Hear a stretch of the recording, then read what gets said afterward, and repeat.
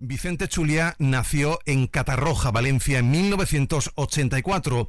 Es compositor y director de orquesta. 3 personajes creo que han marcado su vida profesional. En primer lugar, su padre, el compositor Salvador Chuliá. Después, el director Enrique García Asensio. Y en los últimos años, también el descubrimiento de Gustavo Bueno Martínez. En la actualidad es profesor de dirección de orquesta, fundamentos de composición y análisis en el Conservatorio Municipal de Música José Iturbi de Valencia y agregado colaborador en la sección de musicología de la Real Academia de Cultura Valenciana. El año pasado, Pentalfa precisamente publicó su libro Manual de Filosofía de la Música, que es un trabajo muy serio de aplicación del materialismo filosófico a la música. Vicente está también ofreciendo varias conferencias para explicar el avance de sus investigaciones en filosofía de la música y además imparte cursos de dirección de orquesta. Debido a que está realizando un trabajo prácticamente, podemos llamarlo inédito, ¿verdad?, en torno al materialismo filosófico y a que está profundizando en unas cuestiones importantes que dejó planteadas Gustavo Bueno, hemos querido conveniente entrevistarle aquí en este espacio en Radio Materialista y conocer más de cerca su interesante labor. En primer lugar, bienvenido, Vicente, a Radio Materialista. Muchísimas gracias.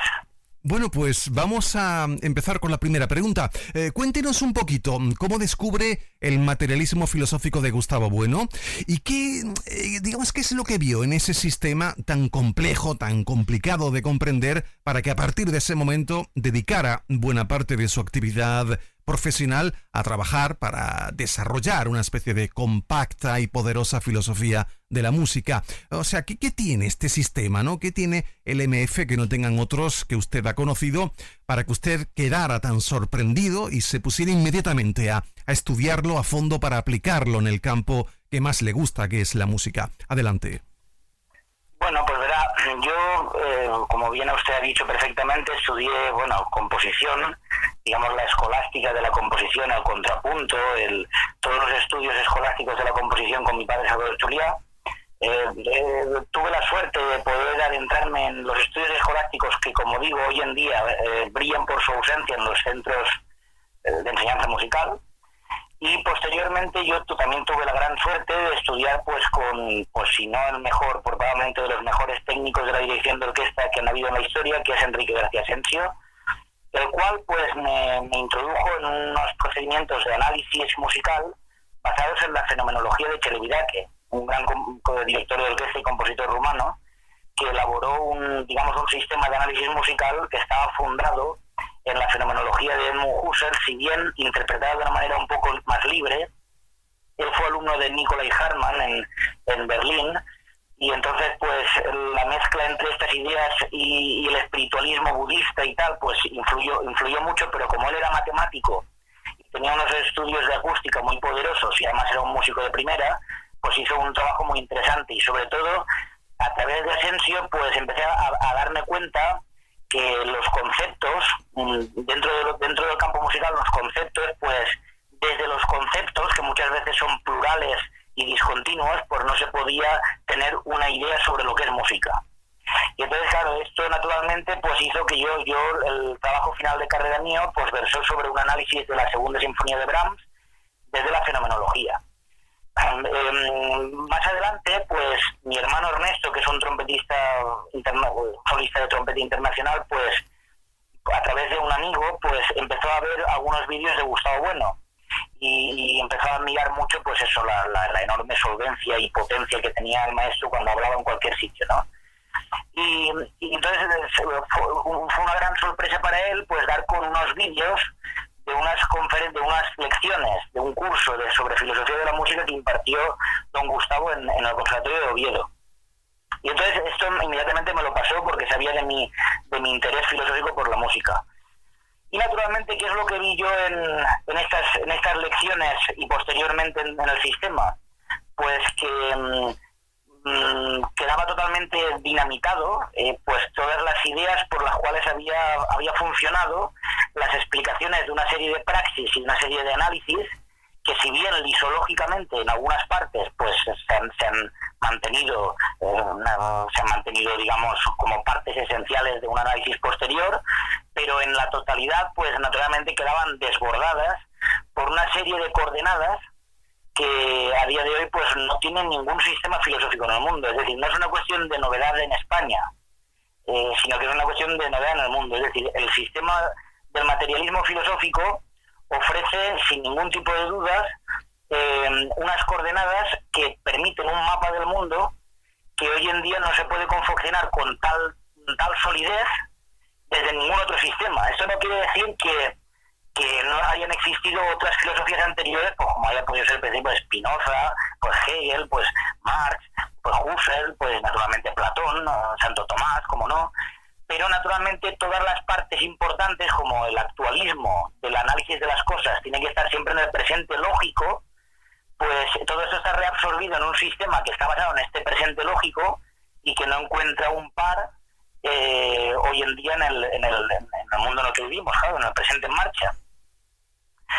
Y naturalmente entonces yo pues tuve la prudencia de tomar apuntes durante 4 o 5 años, tomar apuntes de todo esto, empezar a leer los libros y tomar apuntes, y entonces escribí a nuestra academia, que es la Fundación Gustavo Bueno, que es nuestra academia. Y entonces pues naturalmente la generosidad de Tomás García y de Gustavo Bueno Sánchez fue algo en lo cual yo estaré en deuda con ellos mientras viva, invitándome inmediatamente a que fuera a contarles un poco todos los apuntes y las conclusiones que yo había tomado de estos estudios. Y cuando llegué, pues estuve toda una mañana con Tomás García López, al cual considero un maestro, y cuando terminó, pues le dijo a Gustavo Bueno Sánchez que ese trabajo había que publicarlo porque era un principio de algo muy importante que tenía que empezar a desarrollarse dentro de la escuela, porque yo lo que me di cuenta allí es que la filosofía no puede estar fuera de una escuela. Es decir, el individualismo de pensar que cada uno de nosotros por nuestra cuenta podemos hacer una filosofía, un concepto del mundo, pues es algo metafísico, idealista, algo débil, porque nosotros estamos totalmente, estamos moldeados por las instituciones de las cuales somos miembros, somos partes de ese embrión, que son estas organizaciones totalizadoras. Y entonces naturalmente lo que me aportó ese viaje a Oviedo pues fue pues que Gustavo Bueno Sánchez tuvo a bien pues pasarme todos estos documentos tan valiosos de los escritos sobre música de Gustavo Bueno que hay que dedicarse en vida a ellos, porque precisamente lo que permiten estos análisis es algo que, insisto, es mucho más potente que todo lo que se ha dicho hasta la fecha. No sé si, perfecto. Con este pequeño resumen le puedo haber dicho el asunto. Sí, perfecto. Bueno, ¿y cómo está siendo recibido su trabajo en su gremio? ¿Le han empezado a llegar comentarios, críticas de otros compañeros de profesión? Supongo que cuando uno llega con unos planteamientos tan rompedores, la acogida no debe ser sencilla en un primer momento. ¿Qué tal se están recibiendo estas ideas? Sí. Bueno, claro, el problema es el gremio, el propio gremio. Ese es el problema. Es decir, que la filosofía precisamente está fuera del gremio. La filosofía es un saber de segundo grado. Esto no hay que olvidarlo, porque el que niega que la filosofía sea un saber de segundo grado es un chamán. Es decir, pero así, de arriba abajo, es un chamán, es un brujo, porque él precisamente pretende construir el mundo sin conocer los conceptos de las distintas categorías rigurosas que hay que conocer desde dentro. Es decir, precisamente la potencia del materialismo filosófico es que cuando usted se sumerge en la teoría del cierre categorial, pues los ejemplos que pone de química, de geometría, de matemáticas, etcétera, pues son rigurosos, son potentes. Es decir, el maestro conocía a fondo estas cuestiones. También tengo que decirle que conocía a fondo la música, porque yo pude ver, por ejemplo, un libro de Shirley sobre contrapunto del siglo XX, y los apuntes que había de Gustavo Bueno en ese libro, los apuntes y los subrayados, demuestran que don Gustavo conocía el contrapunto, que es harto difícil conocer el contrapunto, pero conocía a fondo el contrapunto. Es decir, que cuando uno conoce los saberes de primer grado, después puede empezar a concatenar y hacer ensamblajes sobre estas partes, digamos, heterológicas, distintas. Y entonces, desde unas coordenadas de un sistema que está basado precisamente en estas 3 ideas cardinales, que es mundo, el ego, el sujeto trascendental y la materia ontológico general, pues precisamente la base del materialismo filosófico precisamente que tiene unas coordenadas muy potentes para responder a preguntas tan difíciles y tan embrolladas pues como puedan ser qué es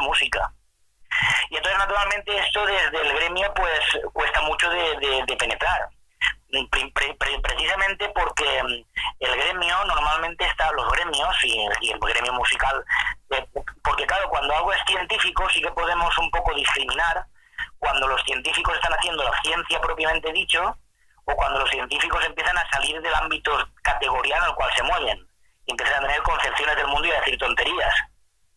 Pero es que resulta que la música, como no es un cierre categorial, es imposible, no se puede establecer un cierre categorial en la música, sino que es un campo que está intercedido, interseccionado por distintos campos, materias involucradas en formas y formas involucradas en materias, pues naturalmente es muy fácil dar pie a la filosofía espontánea. Y entonces la filosofía espontánea, que inunda todo el asunto del gremio, sobre todo del gremio del cual yo formo parte, que es el de la dirección de orquesta, pues algo realmente espantoso, que se mueve siempre con categorías alemanas. Es decir, la dirección de orquesta está analizada siempre desde categorías alemanas. Y ahí están los problemas enormes, las grandes confusiones entre lo que es tonalidad, lo que es atonalidad, lo que es, pues eso, ideas holóticas que parten casi siempre de concepciones monistas del asunto. Y precisamente desde el pluralismo discontinuista del materialismo filosófico, pues la cosa se reconstruye desde ámbitos totalmente distintos. Bien, se ha empezado usted a meter ya directamente en el meollo de la cuestión, en cuestiones como qué es música y todo esto, ¿no? Claro. Y precisamente de la definición de música dependerán algunas cuestiones que vamos a tratar precisamente aquí, en esta entrevista. La música, etimológicamente, claro, es el arte de las musas, eso etimológicamente, ¿no? Pero eso no nos dice absolutamente nada. Es una especie de arte de dicen, ¿no? De organizar ciertos criterios lógicos, pues en una combinación de sonidos, silencios, según unos parámetros, pero claro, esto tampoco dice mucho. Hay que profundizar y meterse más en una definición más precisa de música. Más allá, como digo, de estas definiciones genéricas, imprecisas, vagas, que no entran en el núcleo de la cuestión, empiezan los problemas. Para algunos, por ejemplo, lo que, ya metiéndonos en materia, ¿no? Lo que hacían artistas como John Cage, eso no era música. Para otros sí que lo era. Para unos el dodecafonismo es música, para otros no lo es. Y cada uno tiene sus razones. Unos definen la música de una manera, otros la definen de otra. Bueno, pues nuestro invitado de hoy utiliza precisamente el materialismo filosófico para entender y analizar la música. Es una herramienta, por supuesto, como nos ha dicho el propio Vicente ahora, poderosísima, que le permite llegar donde otros sistemas no le permiten llegar. En fin, le voy a pedir que nos defina qué es música críticamente. Esto es, cuando yo digo críticamente, es que quiero que usted vaya descartando por metafísicas, por idealistas o lo que sea, otras definiciones de música tradicionalmente aceptadas en los tratados de música. Adelante, Vicente. Muy bien. Bueno, pues lo primero es, de acuerdo a la definición que usted ha dado, por ejemplo, la de cuando usted dice arte, que es algo común, ¿no? La música es el arte, pues eso es la confusión de una idea oscura por otra idea oscura. Es decir, si ya hay una equivocidad, es equívoco hablar de música, pues hablar de arte harto equívoco es. Entonces, naturalmente, el arte está embadurnado de lo que es pues las bellas artes, que están en todas las facultades de bellas artes. Claro, ninguno que estudie en las facultades de bellas artes se ha parado a pensar que esto de las bellas artes viene del Ión de Platón. Cuando dice, Ión, no es una técnica lo que hay en ti, sino una fuerza divina. Esa fuerza divina es la belleza, la perfección, las bellas artes. Ese espíritu que digamos es de donde vienen las bellas artes, vienen precisamente del Ión, de que no es una técnica, sino no es una técnica servil lo que hay en ti, sino que es una fuerza divina que está más allá de tu voluntad. Y entonces, naturalmente, esto, pues después, posteriormente, la distinción clásica de las artes liberales y las artes serviles. Claro, el problema es, y posteriormente toda la teoría de Baumgarten y posteriormente de Kant, etcétera, y de todo el idealismo alemán, sobre las ideas de estética, que es una de las cosas más horrorosas que puede haber. Claro, entonces el materialismo filosófico tiene que plantarse contra esta confusión de ideas, estas ideas oscuras y confusas que no se distinguen formalmente ni se distinguen de otras ideas, no distinguen formalmente las partes por las cuales se componen, ni se diferencian de otras ideas. Y entonces, naturalmente, ¿qué hace el materialismo filosófico al respecto? Pues analizar el asunto desde una reconstrucción con previa trituración de las ideas clásicas de artes serviles y artes liberales, pero reconstruidas desde el eje radial del espacio antropológico. Es decir, desde la relación de los hombres con las cosas, vamos a decir, las cosas, pues eso, pues vamos a decir, desde los automóviles, las calles, los árboles, los ríos, es decir, esto rompe la dicotomía tan absurda de naturaleza-cultura, por ejemplo. Y entonces, naturalmente, el teorema de Pitágoras forma tanto parte de nuestro eje radial como un árbol, o como un automóvil, o como una catedral. Y entonces, claro, en esta reconstrucción desde el eje radial, pues la distinción que hace el materialismo filosófico desde un pluralismo discontinuista es que no acepta una homogeneización de una teoría estética general, solo lo rechaza de arriba abajo, pues es precisamente establecer la distinción entre arte sustantivo y arte adjetivo.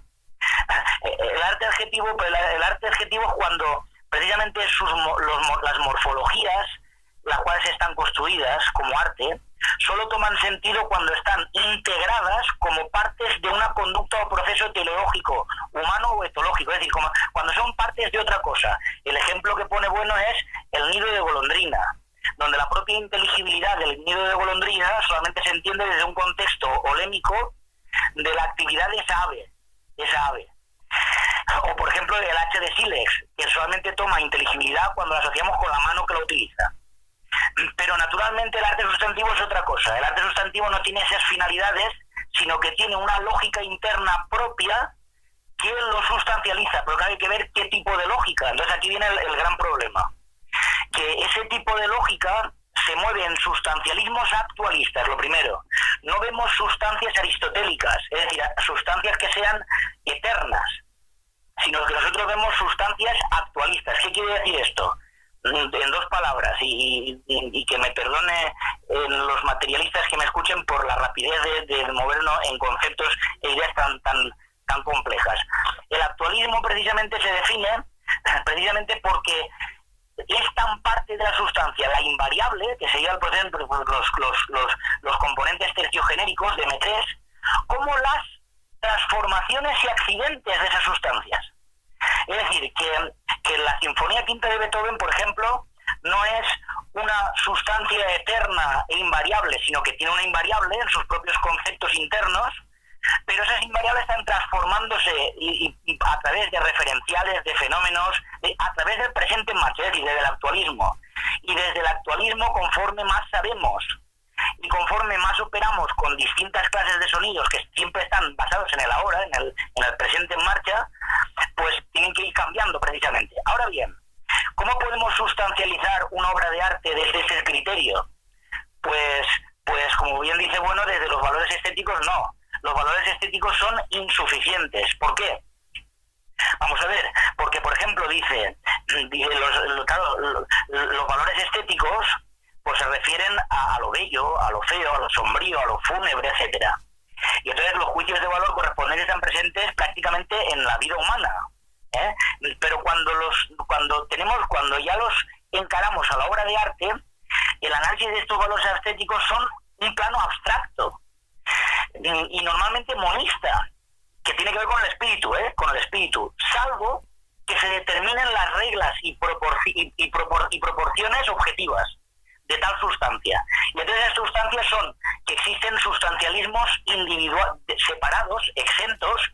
Un sustancialismo sería la sustantividad de la música, otro la sustantividad de la literatura, otro la sustantividad de la arquitectura, otro la sustantividad de la pintura, etcétera. Y entonces no existen analogías de proporción entre ellas que puedan estar regidas desde una teoría monista de la estética, sino que esto se tiene que analizar desde analogías de atribución con las ciencias en estado alfa, es decir, las ciencias estrictas. Digo analogías de atribución, igual que en la filosofía, que sin las ciencias y las técnicas no se puede analizar nada.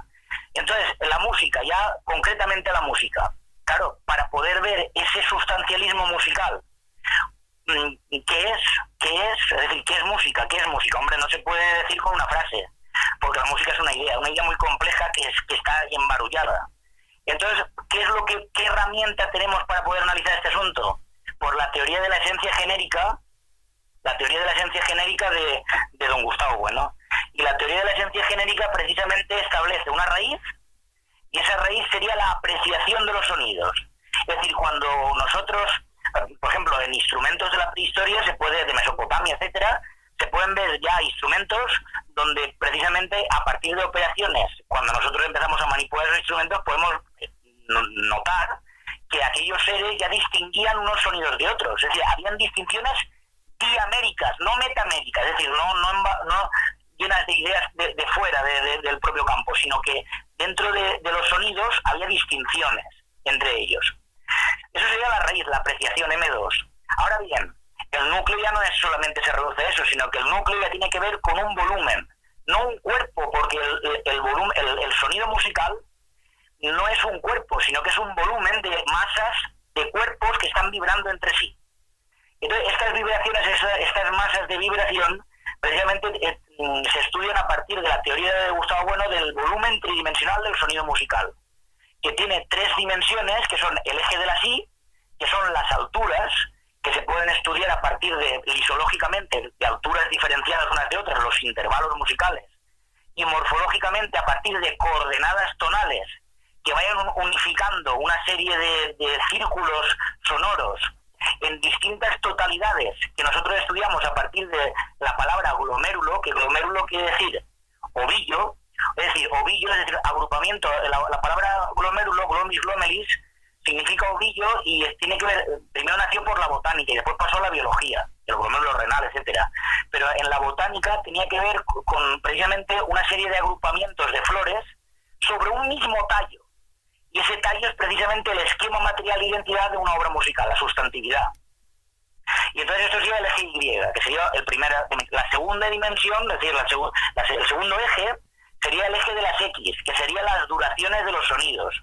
Desde un punto de vista liso, es decir, uniforme, local, pues serían las duraciones. Pero desde un punto de vista morfológico, pues ya sería lo que tendría que ver con el ritmo. Es decir, la concatenación de órdenes y proporciones de sonidos medidos que cuando se juntan con el eje Y van estableciendo una anamnesis prolepsis. Es decir, vamos escuchando unas identidades sonoras que podemos concatenar con las siguientes que vienen, con una prolepsis que va abriendo el propio compuesto musical. Y por último, y esta es la gran aportación del materialismo filosófico que no tiene ninguna filosofía del mundo, ninguna, y que precisamente distingue lo que es música sustantiva de música adjetiva, es el eje de la Z, de la Z, el eje Z, que está formado, que es el que cruza el eje Y y el eje X, y está formado por 4 partes, a saber, pues en primer lugar, la intensidad lo tiene cualquier sonido, incluso el ordenador, o el sonido de la voz que están escuchándome ustedes aquí, pues hay una intensidad, hacia adentro, tensión, es decir, la tensión que afecta a los sonidos. Si usted ahora pusiera el volumen muy fuerte, pues no me entendería porque sería demasiado intenso, etcétera. Pero claro, eso sería sonido que no sería musical, porque el musical tiene que concatenarse con otros 3 partes, que son las siguientes. La siguiente es la presión. La presión tiene que ver con el presus, el apretar del arco respecto a la cuerda, por ejemplo, o de la boquilla de un instrumento respecto al oído, y respecto a la columna de aire cuando pasa por el tubo, que tiene una presión determinada. Después habría otra parte que sería la densidad, y esto es importantísimo, y esto es importante que lo atiendan bien. La densidad tiene que ver con los armónicos del sonido. Los armónicos, es decir, cuando nosotros percutimos una cuerda, la cuerda no vibra de manera unívoca, sino que hay unos sonidos secundarios que suenan a través de la subdivisión de esas vibraciones. Y esas subdivisiones producen esos sonidos secundarios, los cuales, cuando se unen con otros sonidos, van produciendo densidades dentro de ese volumen. Y esas densidades, por ejemplo, no están en el sonido electrónico. En el sonido electrónico hay una distorsión armónica, es decir, que no hay una linealidad entre el cuerpo que produce el sonido respecto al cuerpo por el cual se propaga. Y entonces la operatoriedad ya necesita un intermediario, que es la tecnología, es decir, la tecnología de la ingeniería informática, por ejemplo, la ingeniería electroacústica. Y entonces, claro, pero en cambio en un sonido de un violín, o de una flauta, o de un contrabajo, el tamaño del cuerpo de resonancia respecto a la tensión de la cuerda respecto a la caja de resonancia tal cual se percute en cuanto a se emite, esa emisión respecto a la producción del sonido, la propagación y la producción tienen una linealidad que permiten entender una serie de densidades internas que son precisamente el kenos de la arquitectura. En la arquitectura, ¿cuál es la diferencia entre la arquitectura y la escultura? Pues que la escultura, por mucho desempeñan algunos artistas contemporáneos es bidimensional. Es decir, aunque nosotros veamos un rostro de una escultura, resulta que el rostro no tiene cerebro, no tiene interioridad, no tiene sentido de interioridad, que es el sentido de estar dentro. En cambio, una catedral nosotros la vemos por fuera y cuando abrimos y la vemos por dentro resulta que nos llevamos una sorpresa porque por dentro es un mar de cosas que hay que analizar. Entonces ese kenos, que es el sentido de interioridad que tiene la arquitectura, es precisamente el eje Z en su relación con las densidades y la última parte del eje Z, que es las amplitudes. Es decir, las relaciones de estas densidades y las intensidades que se propagan en una duración de tiempo determinado y que van estableciendo convergencias, divergencias, contraposiciones, etcétera. Y entonces estos tres ejes responden al principio simple, que es decir, son disociables pero inseparables. Y gracias a esta disociación nosotros podemos ver el pluralismo que acontece en un compuesto musical, como unos glomérulos van entretejiéndose con otros, y entonces a partir de eso podemos estudiar esas sustancias de manera actualista para poder, si se da el caso, cerrarlos fenoménicamente, siempre sabiendo que es una aproximación, porque el arte no se puede cerrar como se cierra una categoría. Entonces estas aproximaciones son precisamente lo que nos permite ir conociendo esas sustancias de manera interna y de manera lógica. No sé si con esto les sirve un poco para... Sí, bueno, hay una cuestión importante, eso sería el núcleo. Después estaría el cuerpo. El cuerpo son precisamente tanto el cuerpo de los músicos, el cuerpo de los instrumentos, el cuerpo de los materiales de los auditorios que son la acústica, que producen la acústica, y sobre todo las partituras. Y entonces en las partituras ya hay una serie de conceptos concatenados ahí dentro, M1, M2 y M3, que precisamente desde un análisis profundo pues establecen, a partir del materialismo filosófico, se establece la destrucción de las ideas de tonalidad y atonalidad por la idea de una idea holótica de la música, es decir, no una idea monista, sino pluralista, que tenga que ver con la racionalidad anatómica, no la racionalización atómica, que son de partes fisiológicas, como puede ser la tonalidad o la atonalidad. Es decir, cuando dice Schoenberg, los sonidos tienen que ser libres como los astros, pero qué tontería es eso, hombre, por Dios, si los astros no son libres, ¿qué es eso de libres los astros? Y entonces, a partir de la racionalidad anatómica, se sabe que son partes heterológicas que están conectadas y concatenadas entre sí. Y de ahí de donde vienen los contextos determinantes de las ciencias, ojo, casi nada.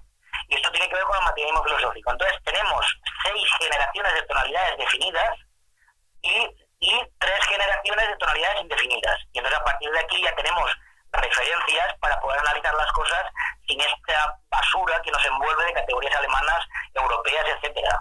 No sé si... Sí, hay un montón de preguntas que desde luego quiero hacerle, pero claro, es muy complicado hacerlas todas porque el desarrollo que necesita para responder a cada una es grande, porque son cuestiones desde luego complejas.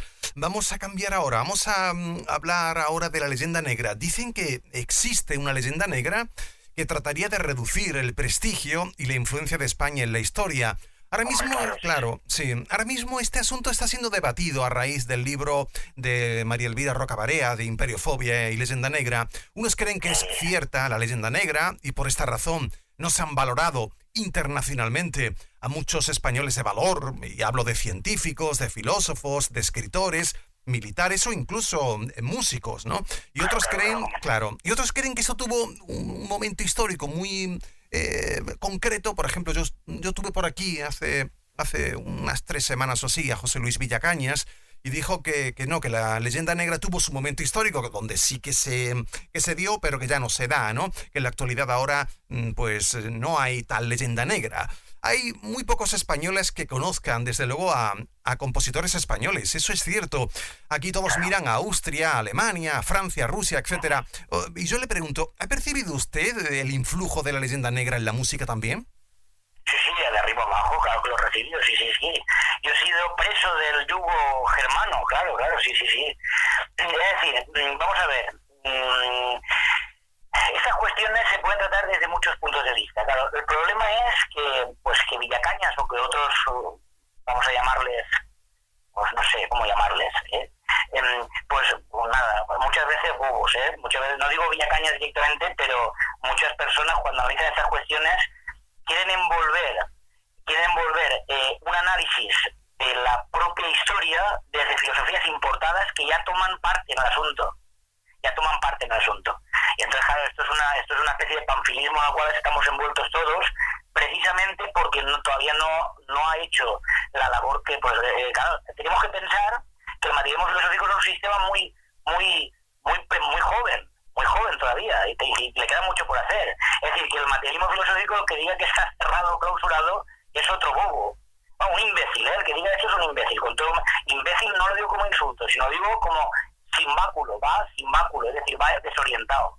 Porque un sistema filosófico no puede acabarse tan pronto, hombre, y más cuando envuelve, pues por ejemplo, en la música estamos empezando, y en otras cuestiones estamos empezando todavía.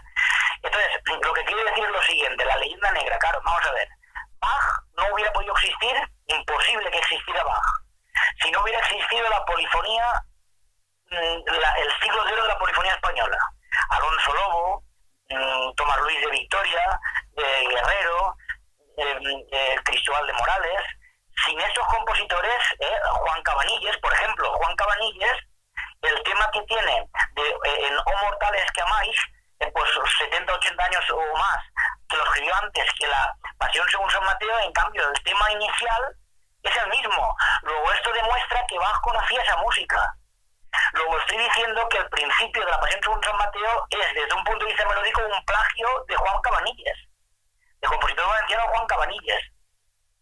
Y entonces, quiero decir con esto que Bach estudió la polifonía italiana, francesa y española, sin la cual no hubiera podido hacer todo lo que hizo. Y la propia construcción de la música hemos colaborado todos. Y en el caso del siglo XV y XVI, el mejor sitio donde se podía estudiar música del mundo era España, donde estaban los mejores músicos, insisto, Tomás Luis de Victoria, Alonso Lobo, Guerrero, etcétera. Y después, posteriormente, han seguido habiendo una evolución. Lo único que pasa es que se ha movido a una escala distinta y a unas velocidades distintas del resto, pero donde hay sustancialismos tan potentes como pueden haber fuera.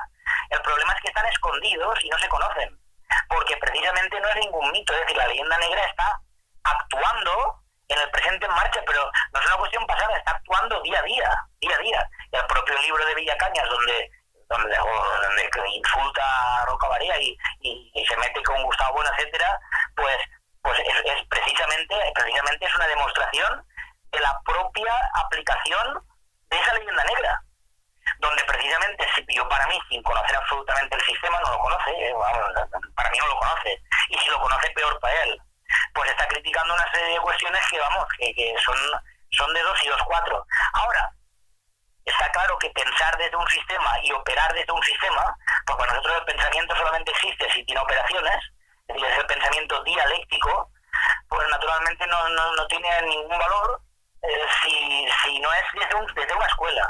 Y en ese sentido, pues yo le tengo que decir que todo lo que estoy haciendo, yo soy una parte de un motor, y el motor es la Fundación Gustavo Bueno, es decir, la academia, la escuela. Fuera de la escuela no hay filosofía.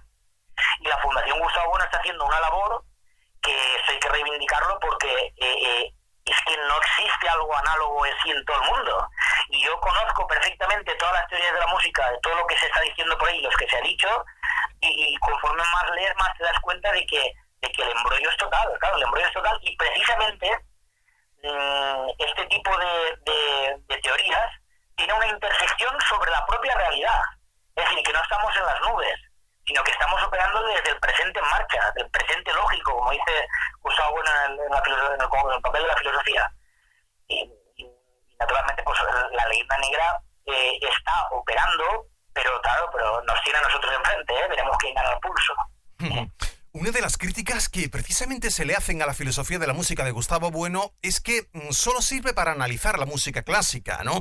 Yo tuve, por ejemplo, la semana pasada por aquí en una tertulia que planteamos sobre el propio sistema del materialismo filosófico, tuve a Ernesto Castro, que nos hablaba de que había escrito un libro llamado Filosofía del Trap, y que, aunque le reconocía a usted su buen trabajo en filosofía de la música, no había podido aprovechar ninguna de las ideas de usted para analizar el trap, porque el campo de aplicación de sus teorías no cubría precisamente las músicas populares, a juicio de Ernesto Castro. Este hombre decía que tanto Gustavo Bueno como usted pues despachaban este asunto Pues diciendo que todo lo que no sea música clásica es música degenerada, ¿no? Y así se quitaba un poquito el problema de encima. Usted habla de 3 tipos de música. Música sustantiva, nos lo ha dicho ahora, música adjetiva y música degenerada. Cuando le pregunto ahora, cuando hablamos de música degenerada, ¿a qué nos estamos refiriendo concretamente? ¿Afecta esto a la calidad de las obras musicales? ¿Se puede, no sé, utilizar el materialismo filosófico para analizar las músicas populares? Muy bien, vamos por partes. Claro, es que muchas veces el diálogo entre las personas pues es imposible, porque precisamente insisto en el asunto de no me refiero a usted, me refiero al diálogo entre estas posturas filosóficas, precisamente porque el que entiende la filosofía como un saber de segundo grado, no me extraña a mí que a otros no les sirva lo que yo escribo, porque para que sirva hay que saber armonía, contrapunto, fuga, hay que saber orquestación. Es decir, si no sabes meterte dentro de una partitura no puede servir. ¿Cómo va a servir? Suena chino, claro, es normal. Y el que no sabe química, la teoría de cierre no le sirve para nada, más que para propias estéticas retóricas, ¿eh?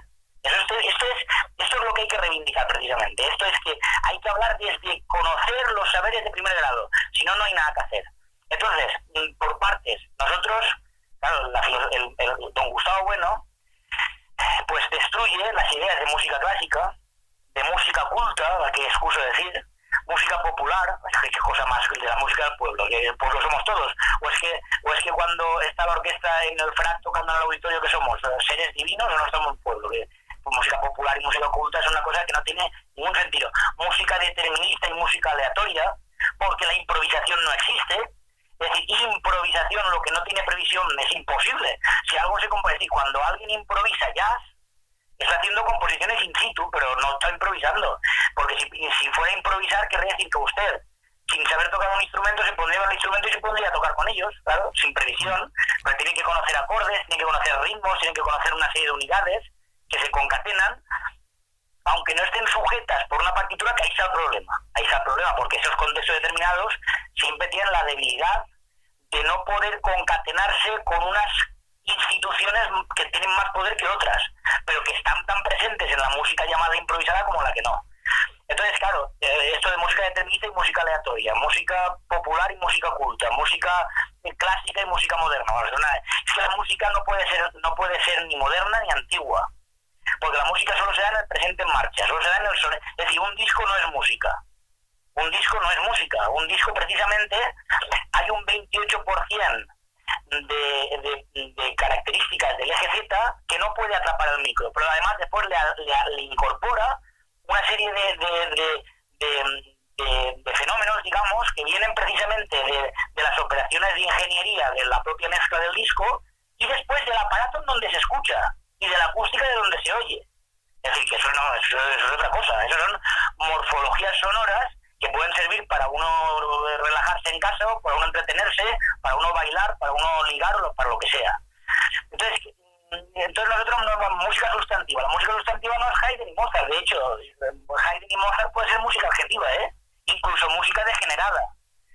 ¿Qué es música adjetiva? Música adjetiva es cuando estas morfologías tienen fines etológicos, o unas finalidades concretas que están meroemas, son partes de otras cosas. ¿Qué sería música degenerada? Cuando pierde el género, precisamente cuando el volumen tridimensional, que es el núcleo, ha perdido tantos componentes. Por ejemplo, en la música electrónica pues hay una apariencia falaz del eje Z. ¿Por qué? Porque no hay densidades, hay intensidades, ¿cómo no? Presión tampoco hay, porque la presión no depende de las operaciones del músico. Y no hay ni presión, ni hay densidades, ni hay amplitudes. Luego solo hay intensidades.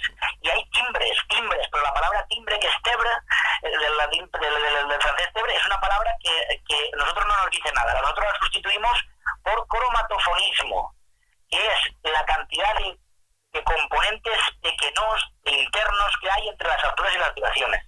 Y entonces esto sigue con los armónicos del sonido. Y si no hay armónicos naturales, pues estamos hablando de que ha perdido el género, de esa sustancia que estamos analizando. Y entonces la degeneración no quiere decir una cuestión moral, o que no nos guste, o que sea mala para la sociedad, etcétera. Lo que estamos diciendo, ojo con esto, es que ha perdido el género. Es decir, que ya no se puede analizar, sino que ya constituye otra cosa. Y entonces esa otra cosa es la concatenación, puede ser la concatenación de distintas sustancias que tengan adjetividad o no. Y entonces lo que decimos que es algo nocivo para la sociedad, y eso sí que lo decimos en compañía de Platón, es precisamente que pensemos y que ecualicemos las músicas que pertenecen a ese eje radial por sustancialismos actualistas propios de otras músicas que no los tienen. Porque esa confusión de ideas es lo que puede confundir a un curandero con un médico. Y un curandero, si usted tiene que operarlo de cáncer, el curandero es una cosa que hay que exterminar de cualquier sociedad. Y en cambio el médico no. Entonces, el que no distingue, esto no quiere decir que el curandero no tenga su función. La acupuntura china, por ejemplo, pues puede tener su función, pero esa función solo puede ser analizada desde el cierre categorial de la fisiología o de la química. Entonces, ¿qué quiere decir esto? Quiere decir que la confusión de ideas es cuando se empieza a mezclar unas cosas con otras, y entonces no tenemos puntos de criterio poderosos para construir el mundo. Entonces, naturalmente, estas personas ya viven en un confusionismo que pasa de la música a todo lo demás. Y pasando a todo lo demás es la esencia o la génesis de la corrupción, y esto lo dice Platón en las leyes. En las leyes, lo dice Platón. Entonces, esa corrupción es lo que... Nosotros no decimos que no tenga que existir música adjetiva, la música adjetiva existió siempre. Si de hecho no hay un corte dicotómico entre música adjetiva y música sustantiva, ejemplo, una misa, cuando era encargada para ser interpretada, o ejecutada, mejor dicho, dentro de la ceremonia religiosa, es música adjetiva a tal ceremonia.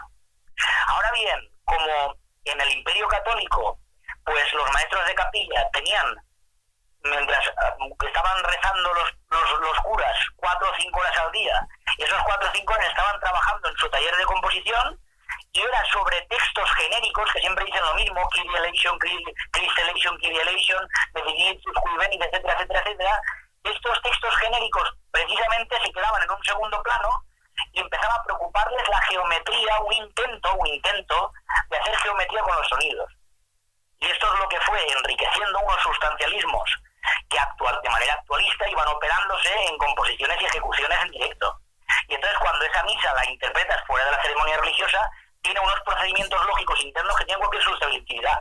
Y esto puede pasar con un pasodoble, con un pasodoble, y entonces un pasodoble que en música popular, bueno, si el pasodoble es un mero ema de otras cosas, como el baile, por ejemplo, entonces era música adjetiva. En cambio, si el pasodoble se escucha sentado y atendiendo a la lógica interna de las operaciones musicales y se hace una justificación glomerular de esos compuestos, entonces era música sustantiva. Ahora bien, tendrá que tener sonido que tenga el núcleo, porque si no tiene el núcleo de los 3 ejes, entonces pierde el género y entonces es otra cosa. Y entonces la teoría monista de la estética, que lo unifica todo, lo que viene a ser es el escudo para los que realmente no saben lo que es un acorde perfecto mayor. Y entonces no, es que el acorde perfecto mayor no pertenece a la filosofía, pero si es que a la filosofía le pertenece todo. ¿Qué es esto de que no le pertenece a la filosofía? Lo que pasa es que el ignorante pues tiene que ejercitarse en el arte de la retórica para impresionar al público, y entonces viene a convertir la filosofía en algo totalmente metafísico, que viene a ser sociologismo, psicologismo, objetivismo y sobre todo payasería. Y esto lo digo con todas las razones, Pablo, es que es así. Porque precisamente la potencia del materialismo filosófico, que ya viene heredada desde Platón, no entre aquí nadie que no sepa geometría. La geometría hoy se ha convertido en muchos saberes de primer grado, química, física, historia, etcétera, donde nosotros podemos ver los grados de cientificidad a partir de los estados, y a partir de analogías vamos construyendo el mundo, pero desde esferas sólidas, que son las identidades sintéticas de las ciencias. Y entonces aquí podemos ver los contrapuntos, la clasificación de contrapuntos, la clasificación de glomérulos, la clasificación de acordes, etcétera. Entonces dice, no, esto no me sirve para analizar el capo. Bueno, naturalmente, ¿cómo va a servir? Es imposible, no puede servir. Igual que no te sirve la teoría de la identidad sintética para analizar la teología. Pero es que la teología y la termodinámica o la química pues son cosas que no tienen nada que ver. Y aquí está la cuestión, la confusión de esto es lo que es el principio de la corrupción y lo que convierte a los filósofos en impostores. Y esto es peligrosísimo, y contra esto sí que vamos contra esto yo personalmente voy, y creo que la escuela todos vamos contra eso. No contra que existan fenómenos que haya que analizarlos. ¿Cómo no vamos a analizar? Tenemos que analizarlo todo. Pero precisamente para distinguirlo en sus partes. Porque lo que nosotros tratamos de emerger es un mapa que tenga ideas claras y distintas, no oscuras y confusas. No sé si le estoy contestando a lo que me preguntó, pero... Sí, perfectamente. Precisamente, hablando de todo esto, ¿no? De los estilos de música más populares y todo esto, en los últimos tiempos a mí hay una cosa que me llama mucho la atención, ¿no? Y que quiero consultarla con usted como profesional de la música, por supuesto, y por supuesto también como alguien que conoce la filosofía del materialismo filosófico y la aplica a la música. A mí me ha sorprendido el caché de los disc jockeys, ¿no? Que ha subido como la espuma. Si echamos un vistazo a la revista Forbes, veremos que los principales disc jockeys del mundo son tremendamente ricos, ¿no? Con ganancias anuales que llegan a los 40 millones de euros. Yo, por ejemplo, he visto nombres aquí como Calvin Harris, David Guetta y demás, ¿no? Sorprende mucho que un señor que en un principio, aunque ya veremos esto un poquito con más detalle ahora, pero en un principio no compone, ni tampoco interpreta música, y sorprende tanto que un señor que simplemente le da el play y la música suena, que gane tanto dinero y se haya convertido en el principal foco de atención de la música, digamos que más quiere la gente, la música más popular. Y es que conviene no perder de vista que el término disc jockey, en principio, lo estaba buscando y viene de una combinación de disc, que hace referencia, por supuesto, a los discos grabados, y jockey, que significa operador de una máquina. Es el operario de una máquina, precisamente. Claro, eso es, claro.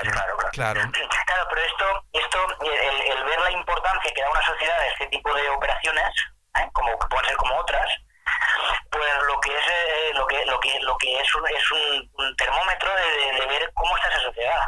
Es decir, que la culpa no la tienen tanto ellos, ni mucho menos. Ellos muy bien, hacen sus operaciones. El problema es cuando se ecualiza esto con otras cosas que no tienen nada que ver. Y entonces el gran problema es que a partir de esa ecualización, pues ahí está intrínseco la idea de el ser individual espiritualista. Y fíjese, usted ha dicho la palabra popular, claro, populis, el pueblo, ¿no? El pueblo. Claro, ahí en el pueblo de Dios. Entonces aquí tenemos una cosa muy importante, que es la idea de que cada individuo, su opinión vale lo mismo que los demás. Eso vale lo mismo. Y entonces, al valer lo mismo, pues da igual el que sepa armonía y contrapunto que el que no lo sepa. Y entonces el que no lo sepa dice, no, a mí me gusta esta, me gusta lo otro. Bueno, es que a mí no me gusta la música, señores. Lo primero que digo es que el que piense que lo que estamos diciendo es que, bueno, a Vicente Chuleado o Gustavo Bueno le gusta la música clásica, cosa que me horroriza al decir música clásica, porque música clásica no existe. Dice, no, a Chuleado o a Gustavo Bueno les gustaba la música clásica. Es que no nos gusta, señor mío. Precisamente no nos gusta. Lo que pasa es que nosotros, igual que no es cuestión de que te guste el teorema de Pitágoras o no, al que no le guste el teorema de Pitágoras, peor para él, está fuera del mundo. Y entonces lo que hacemos es distinguir las partes del mundo desde ideas, ¿vale? Hay unos sustancialismos que diaméricamente, desde operaciones sonoras, puedan tener un cierre que tenga una unidad compleja basada en la lógica operatoria. Y después otros sustancialismos que no sean tales, sino que su propia inteligibilidad dependa de ser un mero ema de otras cosas. Entonces, claro, precisamente esta distinción es potentísima, porque esta distinción puede convertir en música degenerada o en música adjetiva a una sinfonía de Haydn. Es que esto que quede claro, una sinfonía de Haydn puede ser mucho más degenerada que un bolero cantado por un señor. Claro, si la sinfonía de Haydn la tocara, por ejemplo, pues fuera ejecutada por un ordenador. Ejemplo, si la sinfonía de Haydn la tocara un MIDI, un ordenador o un sintetizador, pues sería música degenerada, claro, sería música degenerada. Yo, no, es que es Haydn, que no, hombre, que no, que la partitura no es una sustancia eterna, sino que tiene que estar basada por invariables y transformaciones que tienen que ver con el núcleo del sonido musical tridimensional. Y en el momento no están esas tres dimensiones, ya estamos hablando de otro género, otra cosa. Porque el pluralismo discontinuista de la doctrina de las artes sustantivas del materialismo filosófico nace frente a una teoría estética monista de las artes. Ahí está la cuestión.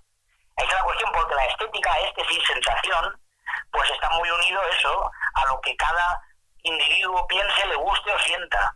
Porque nosotros eso, las sensaciones propioceptivas y teleceptivas de un individuo tienen que estar concatenadas, unidas, operatoriamente con los componentes terciogénicos y primogénicos, si no dejan de ser pues imbecilidades o metafísicas o idealismos o espiritualismos o bobadas.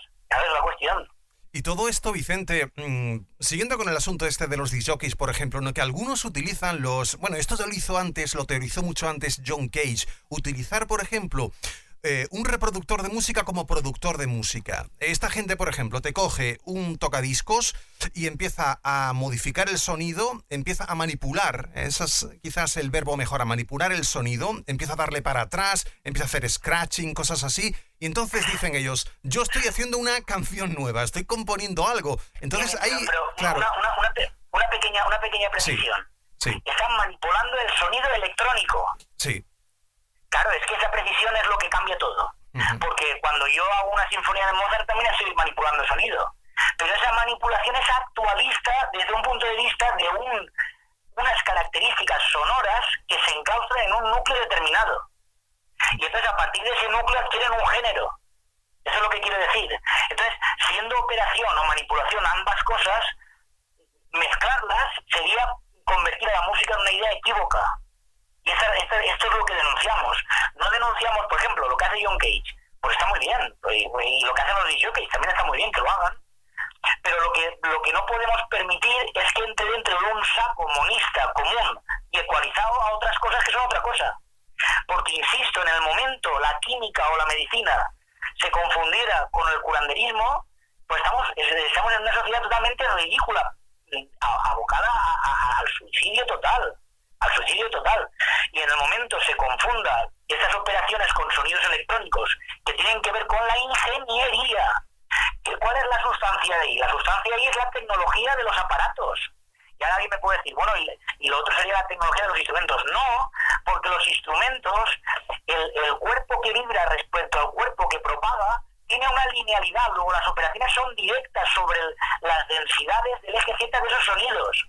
Son actualistas a su propia producción. Y en cambio la otra se actualiza también, pero a un mero ema de partes que están concatenadas con la ingeniería.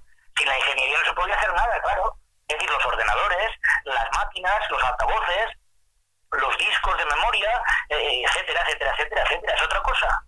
Y entonces estas operaciones no dejan de ser operaciones y hay que analizarlas, pero naturalmente no se pueden analizar desde la idea de arte sustantivo, sino desde el arte adjetivo. Pero que el arte adjetivo también tiene su filosofía. ¿Cómo que no nos ocupamos de esto? Nos ocupamos perfectamente. Pero hay que ver la concatenación de estos meroemas, qué tipo de procedimientos tienen y qué tipo de función tienen. Por ejemplo, en el caso de muchos casos es pues poesía y música degenerada mezclada entre sí, que tiene que ver más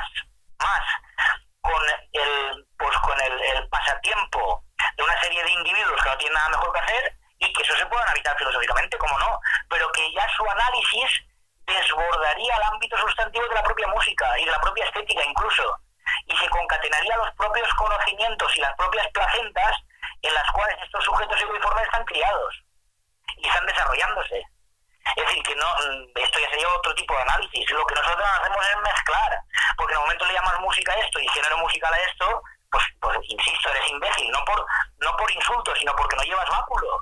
El báculo es lo que diferencia que haya una roca delante o que haya agua, por Dios. Claro. Y entonces tenemos que diferenciar las cosas, porque si no las diferenciamos, y entonces, aunque sea una retórica que parezca muy inteligente, pues no hay inteligibilidad por ningún lado. Esa es la cuestión.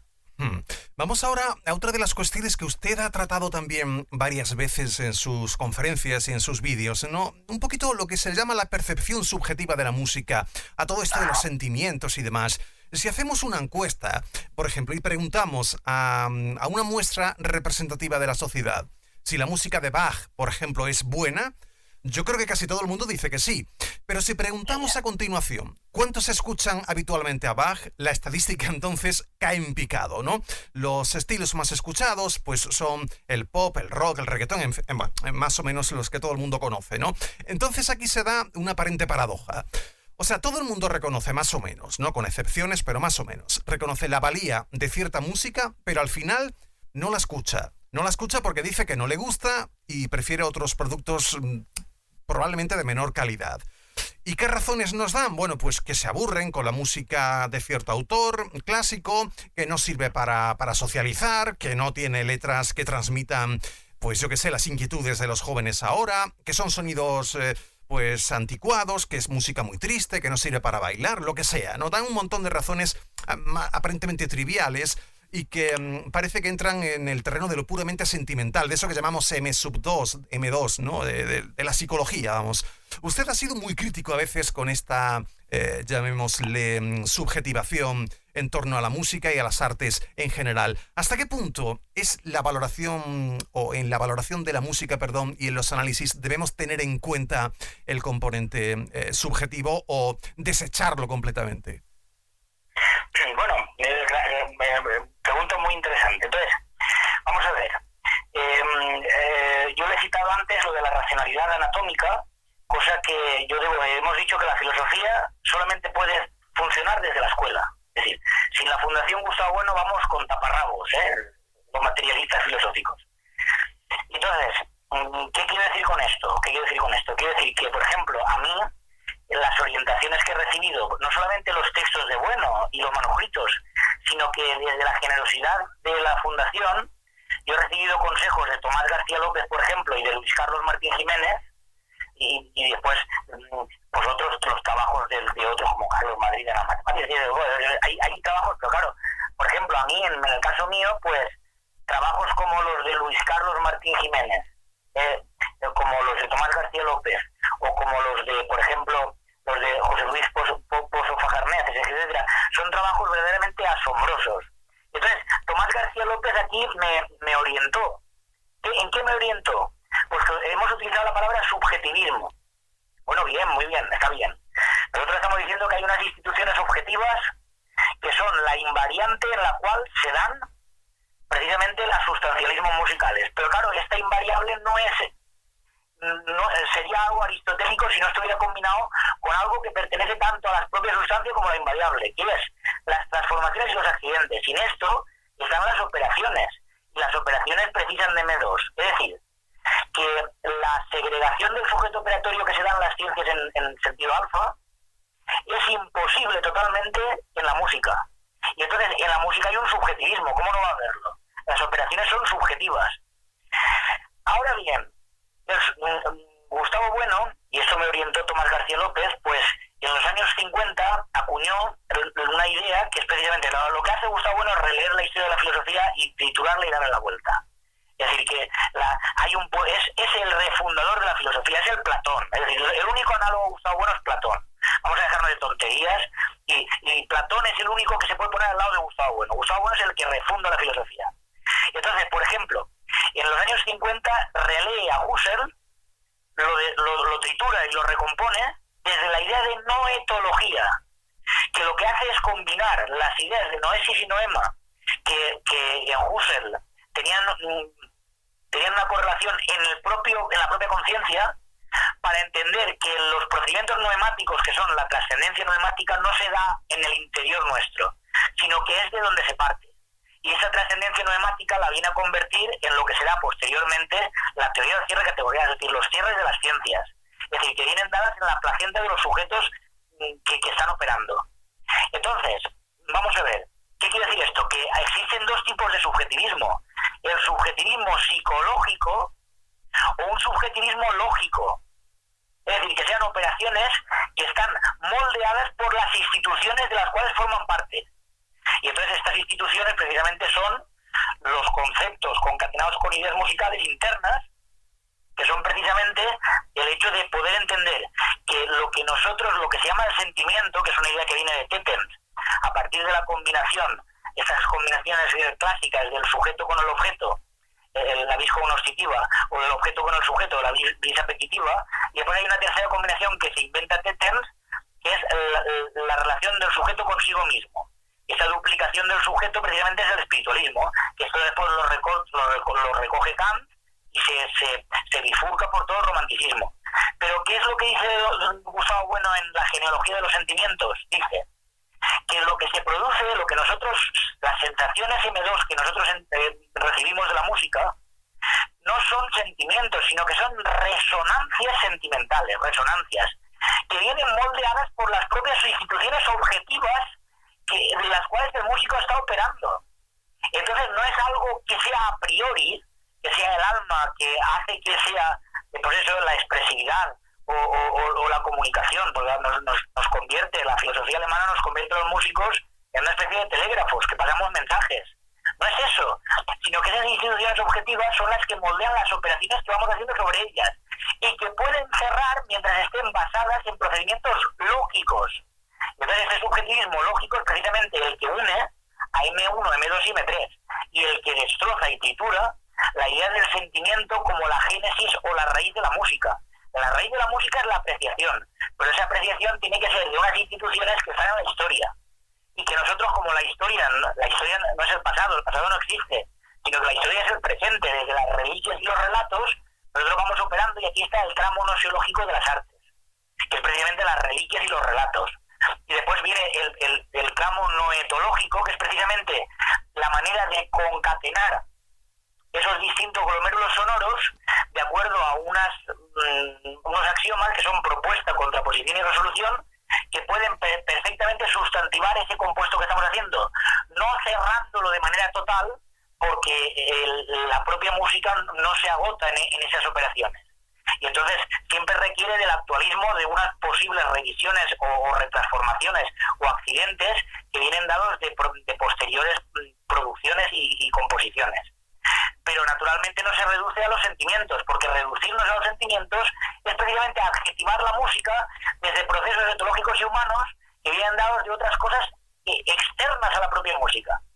Y entonces ahí entra pues el rock, entra el pop, entra pues las letras de las canciones, entran las funciones sociales a las cuales nos llevan esas morfologías sonoras, pero naturalmente esto, teniendo su función y habiendo existido siempre, nosotros lo disociamos de una serie de sociedades políticas en las cuales hay unos sustancialismos actualistas, pero sustancialismos ad y al fin, que son unos cierres fenoménicos que nosotros podemos analizar desde las esferas sólidas que nos ofrece el materialismo filosófico en los propios conceptos categoriales y en las propias ideas que van moviéndose en materias involucradas en formas y formas involucradas en materias. Bueno, pues antes de terminar, estamos llegando al final. Finalmente, coméntenos algo sobre sus futuros proyectos en torno al materialismo filosófico. ¿Qué es lo próximo que tiene previsto hacer? ¿Cuáles son las nuevas líneas de investigación que está llevando a cabo? Pues mire, hay varios frentes, ¿no? Sí, nunca mejor dicho, porque pensar contra alguien. Uno es seguir desarrollando el curso de dirección de orquesta desde el materialismo filosófico, donde se coge como base pues la enorme escuela de Celibidache, que era lo más potente que existía hasta el momento, pero es revisado y reconstruido desde precisamente las coordenadas del materialismo filosófico. Otro ejemplo pues sería seguir impartiendo clases analizando obras, porque sin partir de análisis concretos no se puede hacer filosofía, más que se puede hacer retórica y una especie de miscelánea pues entretenida. Y claro, otro frente importante es precisamente establecer y desarrollar pues una serie de cuestiones que yo pienso que están ya, pero que tienen que ser juntadas y analizadas y desarrolladas en torno a la doctrina del arte sustantivo como pluralismo discontinuista frente al monismo de la estética. Eso se tiene que desarrollar. Porque está, pero hay que seguir trabajando, porque nosotros no hacemos doxografía, sino que nosotros estamos sin parar, no paramos. Estamos llamándonos constantemente unos a otros, y hay veces que llamo a Luis Carlos o a Tomás y estoy horas y horas hablando con ellos, porque hay que tratar asuntos donde hay veces que parece que vas por un camino y de repente se destruye y hay que emprender otro camino, etcétera, etcétera, etcétera. Pero siempre desde las cosas, es decir, desde el análisis de las cosas, no desde doxografías y eclecticismos entre distintas ocurrencias filosóficas de la historia o filosofías importadas que tienen menos poderío. Y entonces, ese es otro frente. Y otro frente es también desarrollar la idea de verdad y música. Como bien sabemos, Bueno desarrolló poemas y teoremas y poesía y verdad, y a partir de todos esos análisis que hace, donde hace un análisis noetológico del circuito noetológico común, y entonces la distinción entre nosología y noetología, entre un poema y un teorema, pues se puede hacer con una sinfonía o con una obra musical. Entonces eso también me está preocupando mucho, y naturalmente una cosa que me va a llevar toda la vida, y no terminaré, es seguir desentrañando todos los esbozos que hay en los manuscritos de filosofía de la música de Gustavo Bueno, donde intercede sobre tantos asuntos que él mismo desarrolló, que vamos, que vas sacando estromas y no se acaban, porque precisamente nosotros somos antitotalitaristas. Es decir, nosotros sabemos que M sub I, es decir, el mundo, no puede cerrarse, porque precisamente la imposibilidad de cerrar el M sub I es la propia demostración de la existencia de la materia ontológica general, que es la inagotabilidad, la inconmensurabilidad, la discontinuidad y el pluralismo. Esa es la cuestión. Y entonces, el sujeto filosófico, que no nunca es un individuo, sino que es un conjunto de individuos que se mueven en una placenta, pues no pueden parar las operaciones para poder seguir desarrollando todo esto. Porque esto no va a acabarse nunca, no se va a cerrar. Y quien pretenda cerrarlo, pues está en otro sitio enfrente de nosotros, vamos, por decirlo de alguna manera. Pues muy bien, creo que nos ha respondido usted a prácticamente todas las cuestiones que teníamos por aquí planteadas y estupendo. Creo que nuestros oyentes van a sacar de aquí muy buenas conclusiones, mucho material hay aquí para, desde luego, pues eso, analizar y, en fin, vamos a poner entonces el punto final agradeciéndole a usted, por supuesto, como siempre, o en este caso, bueno, vamos a primero a agradecerle que se haya acercado a los micrófonos de Radio Materialista por primera vez. Esperemos seguir contando por aquí con su presencia para otros programas, donde tenemos previsto por ahí hacer una tertulia, donde le vamos a invitar, por supuesto, a usted también, sobre filosofía de la música. En un principio hemos querido tomar un primer contacto, una primera muestra o toma de contacto con usted, pues con su trabajo sobre la teoría musical. Y bueno, pues aquí creo que hoy se han dicho cosas que pueden ser del interés de nuestros oyentes. Pues nada, le emplazamos a otro programa en próximas fechas. Muy agradecido por participar, Vicente. Muchísimas gracias y a las órdenes. Pues nada, un abrazo, Adiós.